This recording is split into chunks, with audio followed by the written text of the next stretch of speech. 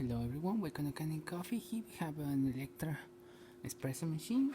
The problem with this machine was it was not heating up, and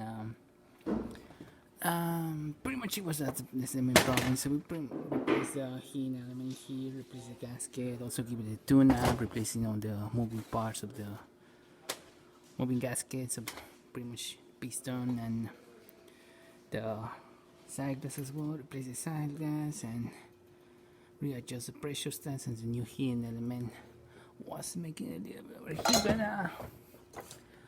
right now the machine is working perfectly fine. Just give it a test.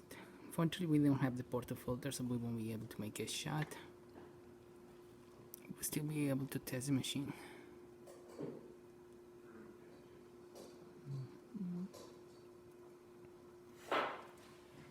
As you can see, right now it's heating up.